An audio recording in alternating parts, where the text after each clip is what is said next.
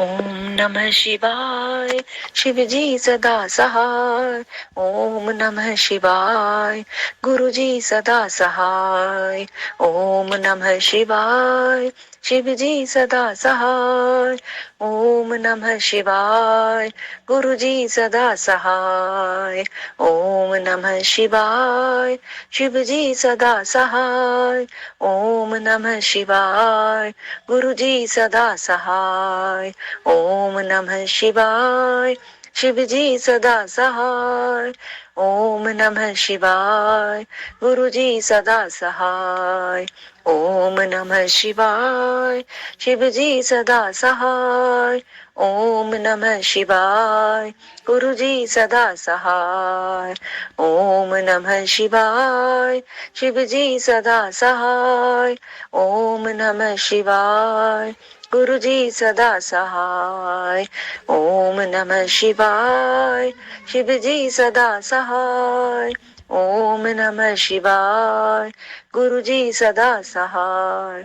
जय गुरु जी। शुक्राना गुरु जी। अनंतम अनंतम शुक्राना गुरु जी।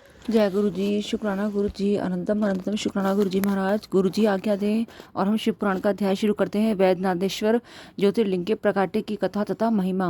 मंत्र जाप करते हैं। ओम नमः शिवाय। शिव जी सदा सहाय। ओम नमः शिवाय। गुरु जी सदा सहाय। वैद्यनाथ भगवान की जय।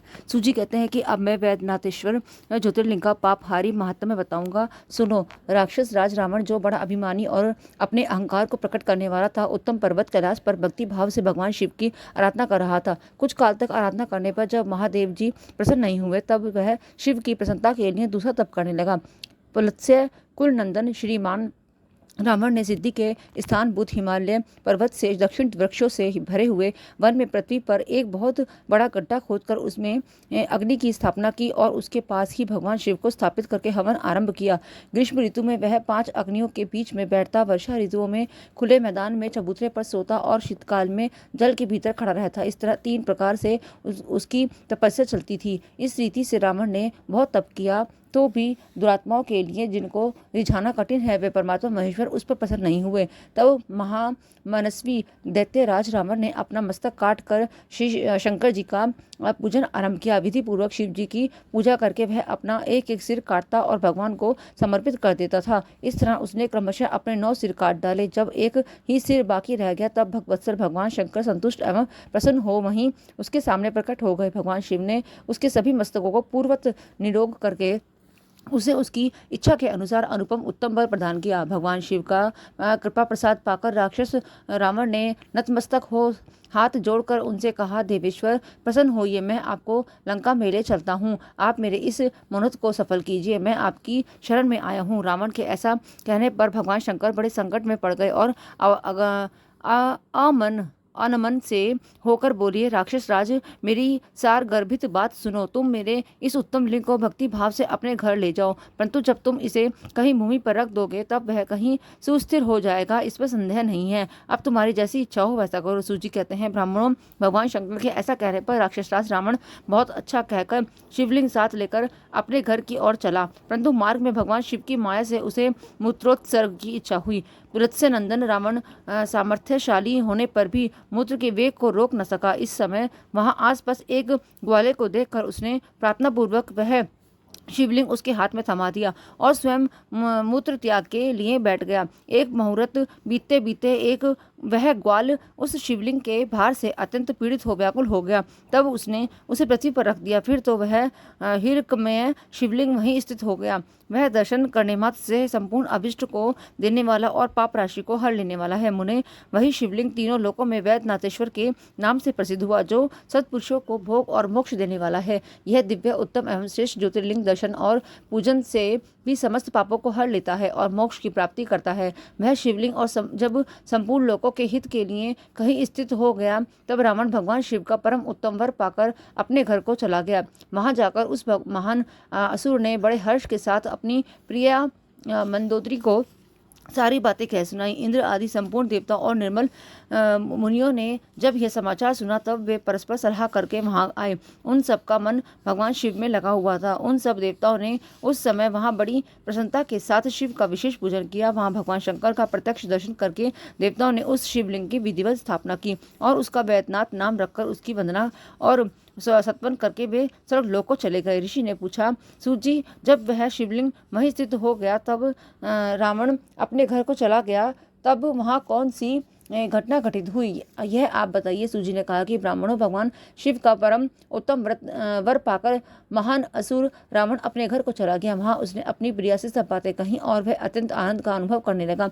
इधर सब समाचार को सुनकर देवता घबरा गए कि पता नहीं यह देवद्रोही महादुष्ट रावण भगवान शिव के वरदान से बल पाकर क्या करेगा। उन्होंने नारद जी को भेजा। नारद जी ने जाकर रावण से कहा कि तुम कैलाश पर्वत को उठाओ, तब पता लगेगा कि शिव जी का दिया हुआ वरदान कहाँ तक सफल हुआ। रावण को यह बात जज गई। उसने जाकर कैलाश को उखाड़ लिया। उससे सारा कैलाश हिल गया।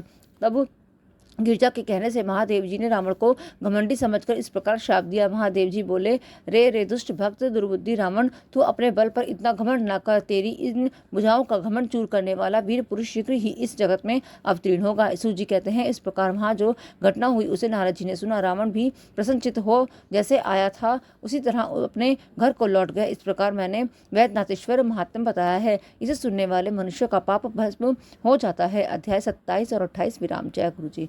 अब अध्याय है नागेश्वर नामक ज्योतिर्लिंग का प्रादुर्भाव और उसकी महिमा। सूजी कहते हैं, ब्राह्मणों, अब मैं परमात्मा शिव के नागेश्वर नामक परम उत्तम ज्योतिर्लिंग के आविर्भाव का प्रसंग सुनाऊंगा। दारू का नाम से प्रसिद्ध कोई राक्षसी थी जो पार्वती के वरदान से सदा घमंड में भरी रहती थी। अत्यंत बल पाकर राक्षस दारुक उसका पति था। उसने बहुत से राक्षसों को साथ लेकर वहां सत्पुरुषों का संहार मचा रखा था। वहां लोगों के यज्ञ और धर्म का नाश करता फिरता था। पश्चिम समुद्र के तट पर उसका एक वन था जो संपूर्ण समृद्धियों से भरा हुआ रहता था। उस वन का विस्तार सब और से 16 योजन था। दारुक का अपने विलास के लिए जहाँ जाती थी वहीं भूमि, वृक्ष तथा अन्य सब उपकरणों से युक्त वह वन भी चला जाता था। देवी पार्वती ने उस वन की देख रेख का भार दारुका को सौंप दिया था। दारुका अपने पति के साथ इच्छा अनुसार उसमें विचरण करती थी। राक्षस दारुक अपनी पत्नी दारुका के साथ वहां रहकर सबको भय देता था। उससे पीड़ित हुई प्रजा ने महर्षि और की शरण में जाकर उनको अपना दुख सुनाया और अपने शरणागतों की रक्षा के लिए राक्षसों को यह शाप दिया कि ये राक्षस यदि पृथ्वी पर प्राणियों की हिंसा या यज्ञों का विध्वंस करेंगे तो उसी समय अपने प्राणों के हाथ धो बैठेंगे। देवताओं ने जब यह बात सुनी तब उन्होंने दुराचारी राक्षसों पर चढ़ाई कर दी। राक्षस घबराए। यदि वे लड़ाई में देवताओं को मारते तो मुनि के शाप से स्वयं मर जाते और यदि नहीं मारते तो पराजित होकर भूखों मर जाते हैं। उस अवस्था में राक्षसी दारुका ने कहा कि भवानी के वरदान से मैं इस सारे वन को जहाँ चाहूँ ले जा सकती हूँ। यूँ कहकर वह समस्त वन को ज्यों का त्यों ले जाकर समुद्र में जा बसी। राक्षस लोग पृथ्वी पर न रहकर जल में निर्भर रहने लगे और महाप्राणियों को पीड़ा देने लगे। एक बार बहुत सी नावें उधर आ निकली जो मनुष्यों से भरी थी। राक्षसों ने उनमें बैठे हुए सब लोगों को पकड़ लिया और बेड़ियों से बांधकर कारागार में डाल दिया। वहाँ उन्हें बारंबार धमकियां देने लगे। उनमें सुप्रिय नाम से प्रसिद्ध एक वैश्य था जो उस दल का सरदार था।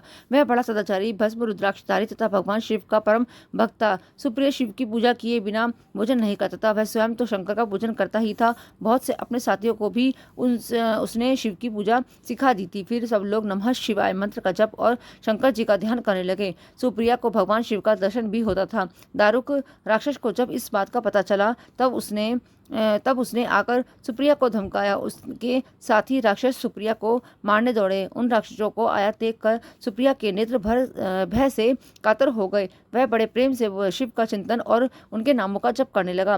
वैश्यपति ने कहा, देवेश्वर शंकर, मेरी रक्षा कीजिए। कल्याणकारी त्रिलोकीनाथ, दुष्ट हंता भक्त वत्सल शिव, हमें इस दुष्ट से बचाइए। देव, अब आप ही मेरे सर्वज्ञ हैं। प्रभो, मैं आपका हूँ, आपके अधीन हूँ और आप ही सदा मेरे जीवन एवं प्राण हैं। सूजी कहते हैं, सुप्रिया के इस प्रकार प्रार्थना करने पर भगवान शंकर एक विवर से निकल पड़े। उनके साथ ही 4 दरवाजों का एक उत्तम मंदिर भी प्रकट हो गया। उसके मध्य भाग में अद्भुत ज्योतिर्मय शिवलिंग प्रकाशित हो रहा था। उसके साथ शिव परिवार के सब लोग विद्यमान थे। सुप्रिया के उनका दर्शन करके पूजन किया। पूजित होने पर भगवान शंभु ने प्रसन्न हो स्वयं पाशुपात शास्त्र पाशुपातास्त्र से लेकर प्रधान राक्षसों, उनके सारे उपकरणों तथा सेवकों को भी तत्काल ही नष्ट कर दिया और उन दुष्ट हंता शंकर ने अपने भक्त सुप्रिय की रक्षा की। तत्पश्चात अद्भुत लीला करने वाले और लीला से ही शरीर धारण करने वाले शंभु ने उस वन को यह वर दिया कि आज से इस वन में सदा ब्राह्मण, क्षत्रिय, वैश्य और शूद्र इन चारों वर्णों के धर्मों का पालन हो। यहाँ श्रेष्ठ मुनि निवास करें और तमोगुणी राक्षस इसमें कभी न रहे। शिव धर्म के उपदेशक, प्रचारक और प्रवर्तक लोग इसमें निवास करें। सूजी कहते हैं कि इस प्रकार राक्षसी दारुका ने दीन चित्त से देवी पार्वती की स्तुति की। देवी पार्वती प्रसन्न हो गई और बोली, बताओ तेरा क्या कार्य करूं? उसने कहा, मेरे वंश की रक्षा कीजिए। देवी बोली, मैं सच कहती हूँ, तेरे कुल की रक्षा करूंगी। ऐसा कहकर देवी भगवान शिव से बोली, नाथ आपकी यह बात युग के अंत में सच्ची होगी। तब तक तामसी सृष्टि भी रहे, ऐसा मेरा विचार है। मैं भी आप की ही हूँ और आपके ही आश्रय में रहती हूँ, अतः मेरी बात को भी प्रमाणित सत्य कीजिए। यह राक्षसी दारुका देवी है, मेरी ही शक्ति है और राक्षसियों के में बलिष्ठ है, अतः यही राक्षसों के राज्य का शासन करे। ये राक्षस पत्नियां जिन पुत्रों को पैदा करेंगी वे सब मिलकर इन वन में निवास करें, ऐसी मेरी इच्छा है। शिव बोले, प्रिय, यदि तुम ऐसी बात कहती हो तो मेरा यह वचन सुनो।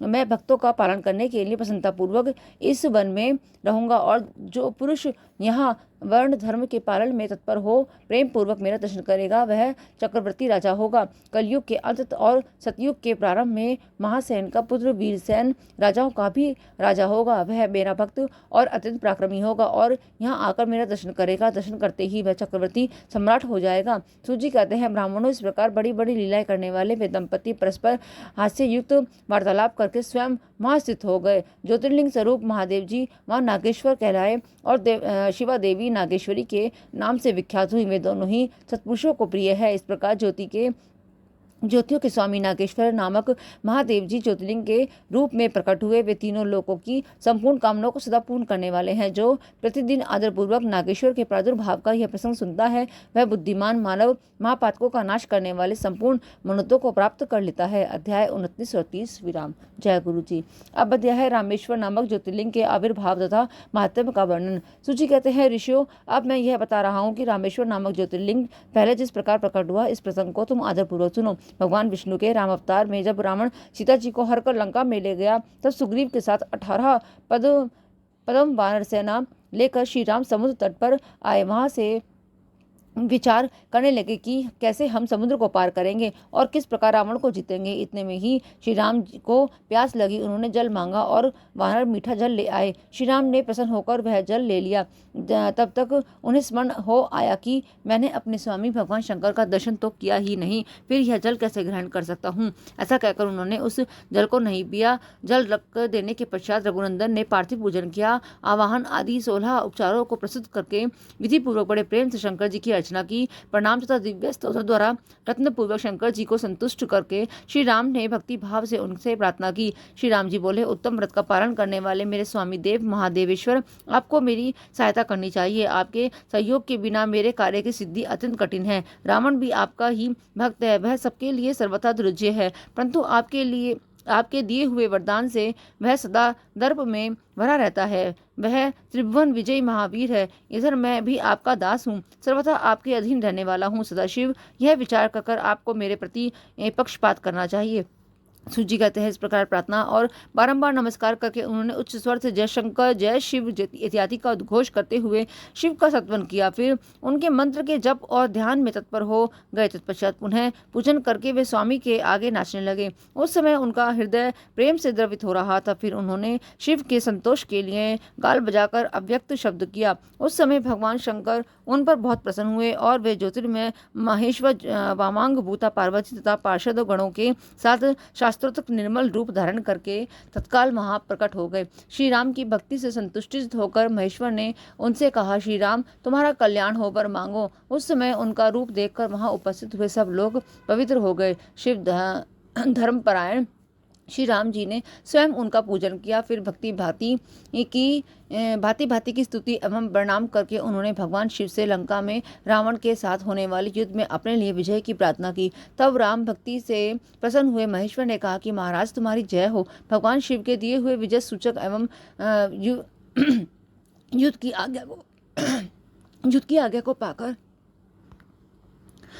आज्ञा को श्री राम ने नतमस्तक हो हाथ जोड़कर उनसे पुनः प्रार्थना की। श्री राम बोले, मेरे स्वामी शंकर, यदि आप संतुष्ट हैं तो जगत के लोगों को पवित्र करके तथा दूसरों की भलाई करने के लिए सदा यहाँ निवास करें। सूजी कहते हैं, श्री राम के ऐसा कहने पर भगवान शिव महाज्योतिर्लिंग के रूप में स्थित हो गए। तीनों लोकों में रामेश्वर के नाम से उनकी प्रसिद्धि हुई। उनके प्रभाव से ही आप समुद्र को अनायास पार करके श्री राम ने रावण आदि राक्षसों का शीघ्र ही संहार किया और अपनी प्रिया सीता को प्राप्त कर लिया। तब से इस भूतल पर रामेश्वर की अद्भुत महिमा का प्रसार हुआ। भगवान रामेश्वर सदा भोग और मोक्ष देने वाले तथा भक्तों की इच्छा पूर्ण करने वाले हैं। जो दिव्य गंगा जल से रामेश्वर शिव को भक्ति पूर्वक स्नान कराता है वह जीवन मुक्त ही है। इस संसार में देव दुर्लभ समस्त भोगों का उपभोग करके अंत में उत्तम ज्ञान पाकर वह निश्चय ही कैवल्य मोक्ष को प्राप्त कर लेता है। इस प्रकार मैंने तुमसे भगवान शिव के रामेश्वर नामक दिव्य ज्योतिर्लिंग का वर्णन किया, जो अपनी महिमा सुनने वालों के समस्त पापों का अपहरण करने वाला है। अध्याय 39 विराम। जय गुरु जी। अब अध्याय है घुष्मा की शिव भक्ति से उसके मरे हुए पुत्र का जीवित होना, घुष्मेश्वर शिव का प्रादुर्भाव तथा उनकी महिमा का वर्णन। सूची कहते हैं, अब मैं घुष्मेश्वर नामक ज्योतिर्लिंग के प्रादुर्भाव का और उसके महात्म का वर्णन करूंगा। मुनिवरों, ध्यान देकर सुनो। दक्षिण दिशा में एक श्रेष्ठ पर्वत है जिसका नाम देवगिरी है। वह देखने में अद्भुत तथा नित्य परम शोभा से संपन्न है। उसी के निकट कोई भरद्वाज कुल में उत्पन्न सुधर्मा नामक ब्रह्मवेत्ता ब्राह्मण रहते थे। उनकी प्रिय पत्नी का नाम सुदेहा था। वह सदा शिव धर्म के पालन में तत्पर रहती थी, घर के कामकाज में कुशल थी और सदा पति की सेवा में लगी रहती थी। दुष्श्रेष्ठ सुधर्मा भी देवता और अतिथियों के पूजक थे। वे वेद वर्णित मार्ग पर चलते और नित्य अग्निहोत्र किया करते थे। तीनों काल की संध्या करने से उनकी कांति सूर्य के समान उद्भित थी।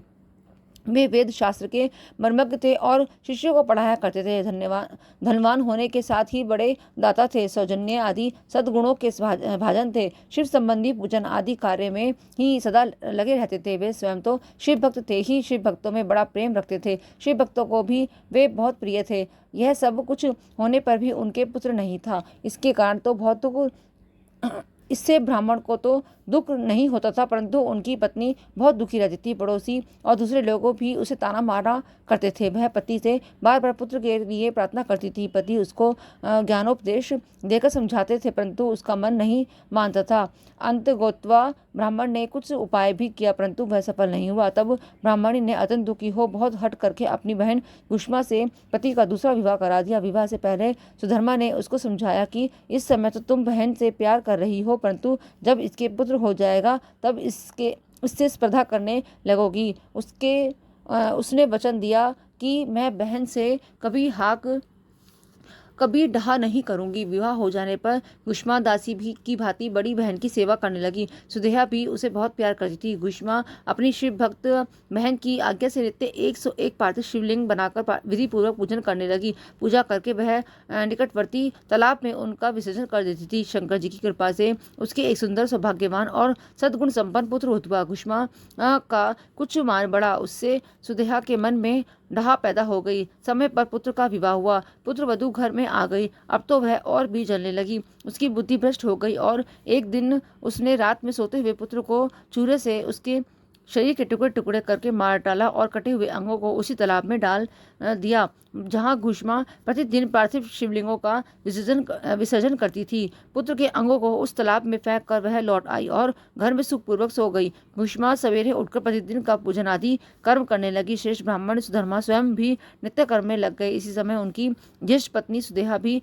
उठी और बड़े आनंद से घर के कामकाज करने लगी, क्योंकि उसके हृदय में पहले तो ईर्ष्या की आग जलती थी, अब वह बुझ गई थी। प्रातःकाल जब बहू ने उठकर पति की शैया को देखा तो वह खून से भीगी दिखाई दी और उस पर शरीर के कुछ टुकड़े दृष्टिगोचर हुए। इससे उसको बड़ा दुख हुआ। उसने सास घुष्मा को पास जाकर निवेदन किया, उत्तम व्रत का पालन करने वाली आर्य, आपके पुत्र कहाँ गए? उनकी शैया रक्त से भीगी हुई है और उस पर शरीर के कुछ टुकड़े दिखाई देते हैं। हाय, मैं मारी गई, किसने यह दुष्ट कर्म किया है? ऐसा कहकर वह बेटे की प्रिय पत्नी भांति भांति से करुण विलाप करती हुई रोने लगी। सुधर्मा की बड़ी पत्नी सुदेहा भी उस समय हाय मैं मारी गई ऐसा कहकर दुख में डूब गई। उसने ऊपर से तो दुख दिखाया, किंतु मन ही मन में बड़े हर्ष से भरी हुई थी। भूष्मा भी उस समय उस वधू के दुख को सुनकर अपने नित्य पार्थिव पूजन के व्रत से विचलित नहीं हुई। उसका मन बेटे को देखने के लिए तनिक भी उत्सुक नहीं हुआ। उसके पति भी ऐसी ही अवस्था थी। जब तक नित्य नियम पूरा नहीं हुआ तब तक उन्हें दूसरी किसी बात की चिंता नहीं हुई। दोपहर को पूजन समाप्त होने पर घुष्मा ने अपने पुत्र की भयंकर शैया पर दृष्टिपात किया, तथापि उसने मन में किंचित मात्र भी दुख नहीं माना। वह सोचने लगी, जिन्होंने यह बेटा दिया है वे ही इसकी रक्षा करेंगे। वे भक्त प्रिय कहलाते हैं, काल के भी काल हैं और सत्पुरुषों के आश्रय हैं। एकमात्र वह प्रभु सर्वेश्वर शंभु ही हमारे रक्षक हैं। वे माला गूंथने वाले पुरुष की भांति जिनको जोड़ते हैं उनको अलग भी करते हैं। अतः अब मेरे चिंता करने से क्या होगा? इस तत्व का विचार करके उसने शिव के भरोसे धैर्य धारण किया और उस समय दुख का अनुभव नहीं किया। वह पूर्वत पार्थिव शिवलिंगों को लेकर स्वतचित से शिव के नामों का उच्चारण करती हुई उस तालाब के किनारे गई। उन पार्थिव लिंगों को तालाब में डालकर जब लौटने लगी तो उसे अपना पुत्र उसी तालाब के किनारे खड़ा दिखाई दिया। सूजी कहते हैं, ब्राह्मणों उस समय वहां अपने पुत्र को जीवित देखकर उसकी माता कुष्मा को न तो हर्ष हुआ और न विषाद।